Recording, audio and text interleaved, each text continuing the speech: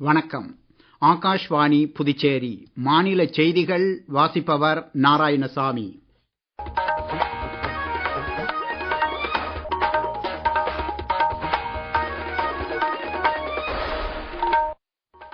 தலைப்புச் செய்திகள். தேசிய கூட்டுறவு வளர்ச்சிக் கழகம் தொடர்பான சட்ட திருத்த மசோதாவும் கேரளம் குறித்த பெயர் மாற்ற மசோதாவும் மக்களவையில் இன்று நிறைவேற்றப்பட்டன. அரசு அலுவலகங்களுக்கு தேவையான பொருட்களின் கொள்முதலில் ஜெம் இணையதளம் புரட்சிகரமான மாற்றங்களை ஏற்படுத்தி இருப்பதாக பிரதமர் திரு நரேந்திர மோடி கூறியுள்ளார். தமிழக முதலமைச்சர் திரு விஜய் இன்று சென்னையில் போதையில்லா தமிழகம் விழிப்புணர்வு நிகழ்ச்சியை தொடக்கி வைத்தார். உயிரி மருத்துவ ஆராய்ச்சிகள் குறித்து மாணவர்கள் அறிந்து கொள்ளும் வகையிலான ICMR ஷைன் திறந்த நிலை நிகழ்ச்சி புதுச்சேரி NIVCR கொசுநோய் ஆராய்ச்சி கழகத்தில் இன்றும் நாளையும் நடைபெறுகிறது. இனி விரிவான செய்திகள். தேசிய கூட்டுறவு வளர்ச்சிக் கழகம் தொடர்பான சட்ட திருத்த மசோதாவும் கேரளம் குறித்த பெயர் மாற்ற மசோதாவும் மக்களவையில் இன்று நிறைவேற்றப்பட்டன. முதலாவது ஒத்திவைப்பிற்கு பின்னர் பிற்பகல் 2 மணிக்கு அவை மீண்டும் கூடிய போது முறையே மத்திய கூட்டுறவுத்துறை இணையமைச்சர் திரு முரளிதர் மோகோல், உள்துறை இணையமைச்சர் திரு நித்யானந்த ராய் ஆகியோர் இம்மசோதாக்களை அவையில் கொண்டு வந்தனர். அரசியல் சாசனத்தில் கேரளா என்ற பெயரை கேரளம் என மாற்ற முதலாவது மசோதாவிலும் தேசிய கூட்டுறவு வளர்ச்சிக் கழகம் தொழிலக செயல்பாடுகளில் ஈடுபடுவதை அனுமதிக்க இரண்டாவது மசோதாவிலும் வகை செய்யப்பட்டுள்ளது. மசோதாக்கள் நிறைவேற்றிய பின்னர் மக்களவை நாளை காலை 11 மணி வரை ஒத்திவைக்கப்பட்டது.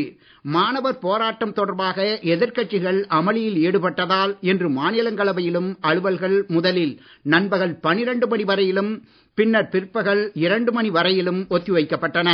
காலை அமர்வில் வீட்டு வசதி, போக்குவரத்து, கலாச்சாரம், சமூக நீதி உள்ளிட்ட துறைகள் தொடர்பான நாடாளுமன்ற நிலைக்குழு அறிக்கைகளை சம்பந்தப்பட்ட அமைச்சர்கள் மாநிலங்களவையில் தாக்கல் செய்தனர். மாணவர் போராட்டம் தொடர்பான எதிர்க்கட்சிகளின் கேள்விகளுக்கு பதிலளிக்க மத்திய உள்துறை அமைச்சர் தயார் என அரசு உறுதியளித்த பின்னரும் நாடாளுமன்றத்தில் எதிர்க்கட்சிகள் வேண்டுமென்றே விவாதங்களை தவிர்ப்பதாக கூறி தேசிய ஜனநாயக கூட்டணி இன்று நாடாளுமன்ற வளாகத்திலேயே பேரணி ஒன்றை நடத்தியது. கூட்டணி MPக்கள் பதாகைகளை ஏந்திய வண்ணம் இதில் கலந்து கொண்டனர். ஆளும் கூட்டணி தலைவர்களுக்கு இடையிலான வாராந்திர மங்கள் மிலன் கூட்டத்தை தொடர்ந்து இப்பேரணி நடைபெற்றது. மங்கள் மிலன் கூட்டத்தில் பிரதமர் திரு நரேந்திர மோடி, மத்திய உள்துறை அமைச்சர் திரு அமித்ஷா, BJP தலைவர் திரு நிதின் நபின் மற்றும் தோழமை கட்சிகளின் தலைவர்கள் மூவர்ண கொடிகளை அசைத்த வண்ணம் கலந்து கொண்டனர்.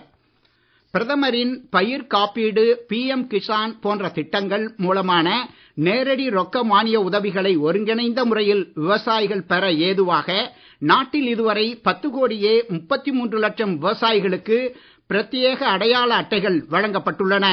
மத்திய வேளாண் துறை இணையமைச்சர் திரு ராம்நாத் தாக்கூர் இன்று மக்களவையில் எழுத்து மூலமான பதில் ஒன்றில் இதை தெரிவித்தார். நடப்பு பருவமழை மற்றும் எல் நினோ நிலவரங்களால் வேளாண் துறையில் ஏற்படக்கூடிய தாக்கங்களை இந்திய வானிலை ஆய்வுத்துறையுடன் இணைந்து மத்திய அரசு தொடர்ச்சியான முறையில் கண்காணித்து வருவதாக மக்களவையில் மற்றொரு கேள்விக்கான பதிலில் திரு ராம்நாத் தாக்கூர் கூறினார். இது குறித்து கூடுதல் விவரங்கள். எல் நினோ நிலவரங்களை கருத்தில் கொண்டு 15 மாநிலங்களில் சராசரிக்கும் குறைவான அளவில் மழை பொழிவு எதிர்பார்க்கப்படும் 342 மாவட்டங்களுக்கு அவசர கால வேளாண் திட்டங்கள் உருவாக்கப்பட்டுள்ளன. நிலைமைகளை திறம்பட்ட முறையில் எதிர்கொள்ள ஏதுவாக தேசிய வேளாண் ஆராய்ச்சி கழகம் மூலம் நிலையான செயல்பாட்டு நெறிமுறைகள் தயாரிக்கப்பட்டு வேளாண் அறிவியல் கழகங்களுக்கு வழங்கப்பட்டுள்ளதாக அமைச்சர் தெரிவித்தார். மாநிலங்களின் நடவு தேவைகளுக்கு ஏற்ற அளவில் விதைகள் கிடைப்பதை அரசு உறுதிப்படுத்தியிருப்பதாகவும் அவர் கூறினார். நீர்நிலைகளில் தற்போதுள்ள நீரை சரியான முறையில் பயன்படுத்திக் கொள்வதற்கான திட்டங்களை தயாரிக்கவும் விவசாயிகளிடையே திறம்பட்ட நீர்ப்பாசன முறைகளை ஊக்குவிக்கவும் மத்திய நீர்வள ஆணையம் மாநிலங்களுக்கு அறிவுறுத்தி இருப்பதும் குறிப்பிடத்தக்கது. பிரதமரின் சூரியகர் இலவச மின்சார திட்டத்தின் கீழ் நாட்டில் 50 லட்சத்திற்கும் மேற்பட்ட வீடுகள் பயன்பெற்றுள்ளதாகவும் சுமார் 28,000 கோடி ரூபாய் மானியம் இவர்களுக்கு வழங்கப்பட்டுள்ளதாகவும் புதிய மற்றும் புதுப்பிக்கவல்ல எரிசக்தி துறை அமைச்சர் திரு பிரல்ஹாத் ஜோஷி இன்று மக்களவையில் எழுத்து மூலமான பதில் ஒன்றில் தெரிவித்தார். சூரியகர் திட்டத்திற்கான பட்ஜெட் ஒதுக்கீடு நடப்பு நிதியாண்டில் 22,000 கோடி ரூபாயாக உயர்த்தப்பட்டுள்ளதாக அவர் கூறினார். இத்திட்டத்தினால் இவ்வாண்டு ஜூலை மாதம் வரையிலான காலகட்டத்தில் சூரிய விசை மூலமான நாட்டின் மின்சார உற்பத்தி திறன் 14.65 கிகாவாட் அளவிற்கு அதிகரித்திருப்பதாக அமைச்சர் தெரிவித்தார். புதை படிவமல்லாத எரிசக்தி ஆதாரங்கள் மூலமான நாட்டின் மின்சார உற்பத்தி திறனை 2030ஆம் ஆண்டிற்குள் 500 கிகாவாட்டாக உயர்த்தும் இலக்கை எட்ட இதனால் ஏதுவாகும் என்று அவர் மேலும் கூறினார். நீங்கள் கேட்டுக்கொண்டிருப்பது மாநில செய்திகள். நேயர்கள் ஆகாஷ்வாணி செய்திகளை உடனுக்குடன் தெரிந்து கொள்ள எமது புதுச்சேரி மண்டல செய்தி பிரிவின் சமூக ஊடகங்களான @news_புதுவை என்ற எக்ஸ் பக்கத்திலும், all India radio news Puducherry என்ற Facebook பக்கத்திலும், @RNU புதுச்சேரி என்ற யூடியூப் சேனலிலும் கேட்கலாம். செய்திகள் தொடர்கின்றன. அரசு அலுவலகங்களுக்கு தேவையான பொருட்களின் கொள்முதலில் ஜெம் இணையதளம் புரட்சிகரமான மாற்றங்களை ஏற்படுத்தி இருப்பதாக பிரதமர் திரு நரேந்திர மோடி கூறியுள்ளார். ஜெம் இணையதளத்தின் 10 ஆண்டு கால வளர்ச்சி குறித்து மத்திய தொழில் வர்த்தக அமைச்சர் திரு பியூஷ் கோயல் எழுதியுள்ள கட்டுரை ஒன்றை பிரதமர் சமூக ஊடகத்தில் பகிர்ந்து கொண்டுள்ளார்.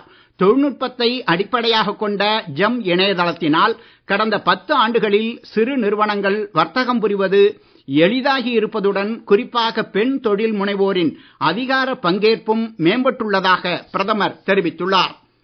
தமிழக முதலமைச்சர் திரு விஜய் இன்று சென்னையில் போதையில்லா தமிழகம் விழிப்புணர்வு நிகழ்ச்சியை தொடக்கி வைத்தார்.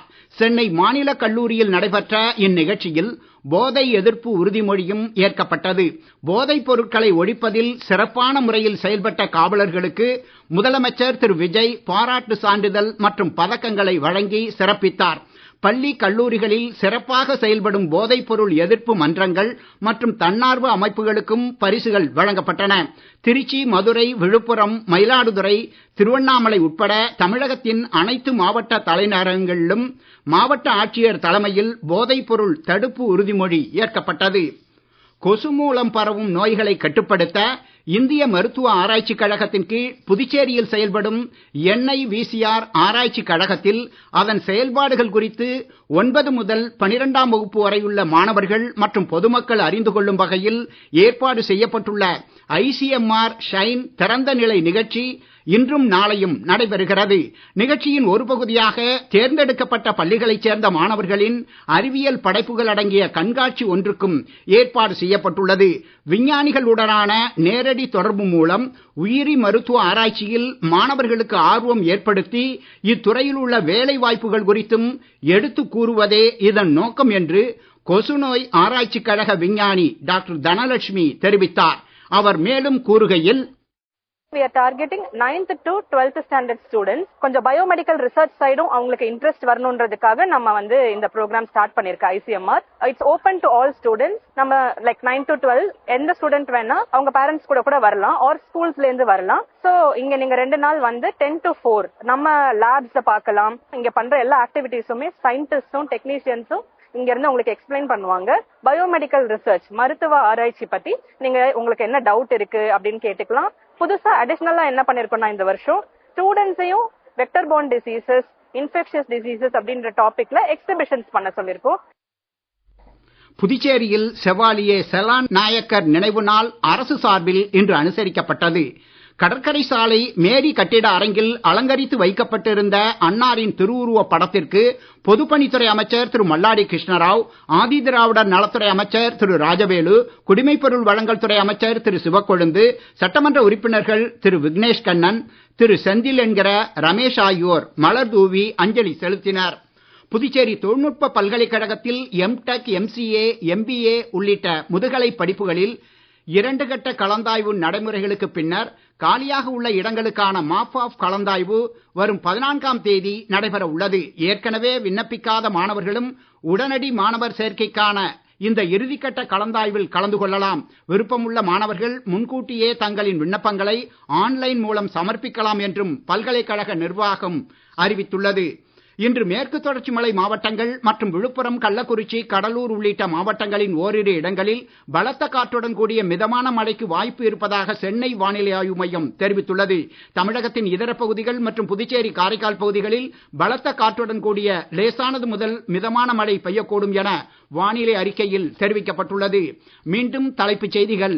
தேசிய கூட்டுறவு வளர்ச்சிக் கழகம் தொடர்பான சட்ட திருத்த மசோதாவும் கேரளம் குறித்த பெயர் மாற்ற மசோதாவும் மக்களவையில் இன்று நிறைவேற்றப்பட்டன.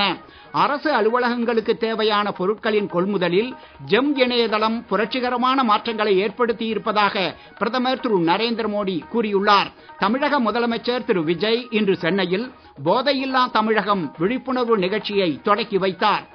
உயிரி மருத்துவ ஆராய்ச்சிகள் குறித்து மாணவர்கள் அறிந்து கொள்ளும் வகையிலான ஐசிஎம்ஆர் ஷைன் திறந்த நிலை நிகழ்ச்சி புதுச்சேரி NIVCR கொசுநோய் ஆராய்ச்சி கழகத்தில் இன்றும் நாளையும் நடைபெறுகிறது. இத்துடன் இந்த செய்தி அறிக்கை நிறைவு பெறுகிறது.